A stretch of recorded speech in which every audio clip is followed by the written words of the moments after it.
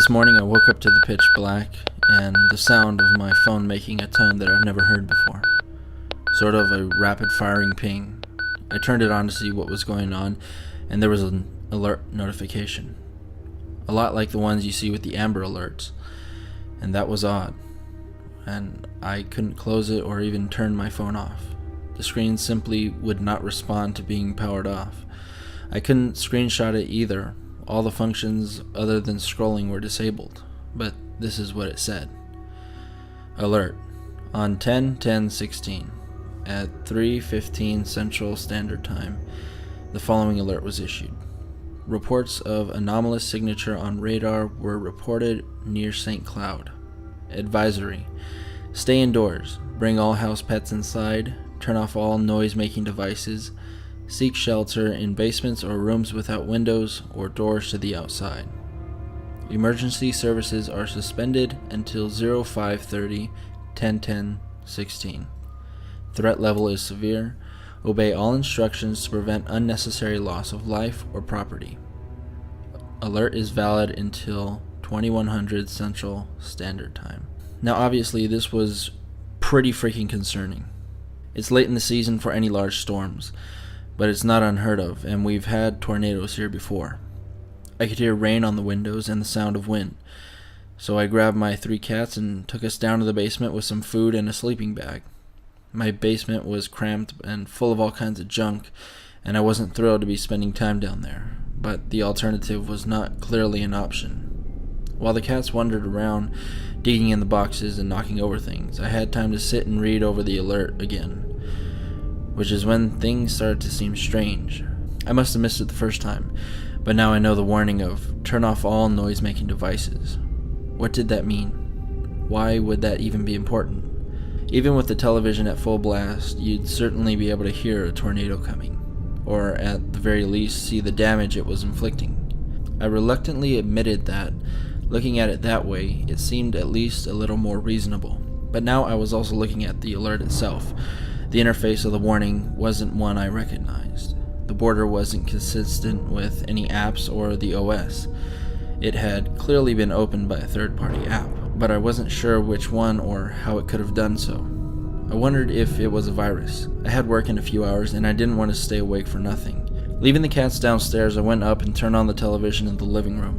But I couldn't help feel another jolt of fear when that same message popped up in a traditional emergency broadcast. That awful sight made my heart rate spike, so I turned it off and went back to waiting in the basement. I sent my boss a text, letting him know that I might not make it in that day. As it turned out, he was also in the basement. He could hear what sounded like heavy rainfall and wind outside. We wished each other well and agreed that work would be canceled and went back to waiting. The cats settled in various places, and I curled up in my sleeping bag and fell back asleep. We all woke up at the same time about an hour later. It wasn't much of a jolt as a slow, confused awakening. Something wasn't right. The cats' eyes were wide and their fur was puffed up. One, my oldest girl, had her eyes locked on the filthy little window at the far corner of the room. I was absolutely overcome by a sense of dread, but my frantic glances around the room proved to be of no help. The cats began to hiss, all of them looking at the window now, but I couldn't see anything except for darkness. I turned toward the stairs, and the change in direction allowed me to hear something below growling and hissing. A very low hiss. Not like static, but like the sound of blood flowing through an inanimate, familiar sound, and hearing it that way was just wrong. Very, very wrong. And I could also hear, bizarrely, what sounded like a bit of music. At this point, I was convinced that I was losing my mind or having an incredible lucid dream of some sort. But when one of the cats leaped from the box to fly across the room and under the stairs, I realized what it was. I ran to the box and tore it open. I dug through the contents until I felt cold metal. I lifted out the toy, which had been activated by my cat's weight, and scrambled for the battery panel. Once the batteries were out, the music had stopped. I stood breathing heavily, holding this little bear in my hands. a music box that my mom had given me when I was a kid. The bear was rosy-cheeked and smiled up at me, and I thought I would scream.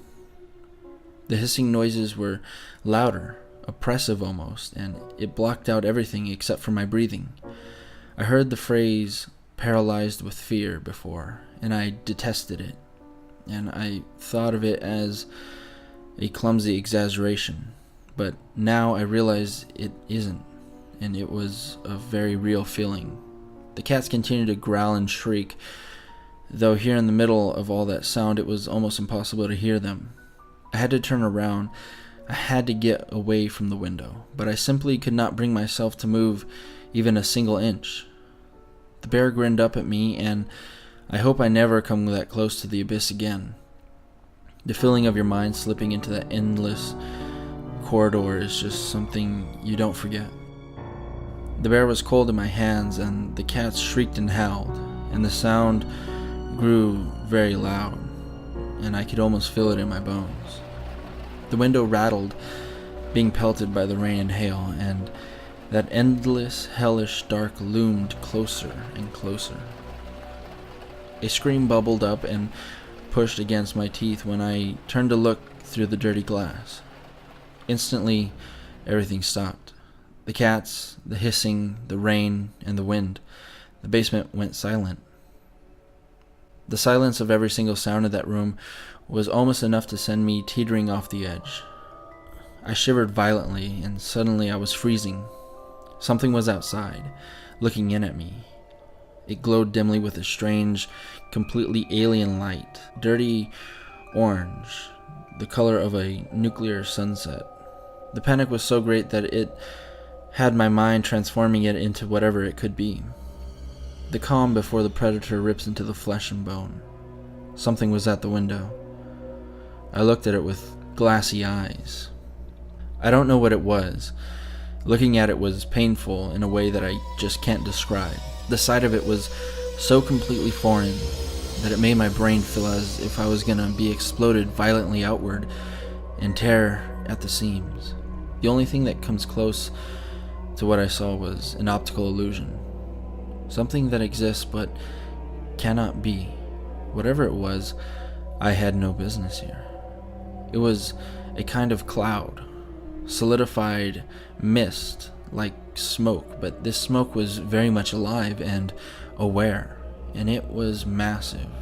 I think it must have messed up with some of my other senses, because I was very much aware of the fact that it was larger than my house, larger than many houses.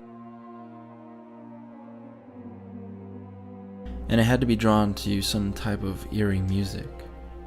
I watched the window, and it watched me, shapes swirling and dissolving constantly in its, what I can only explain as its body. It had no defined shape.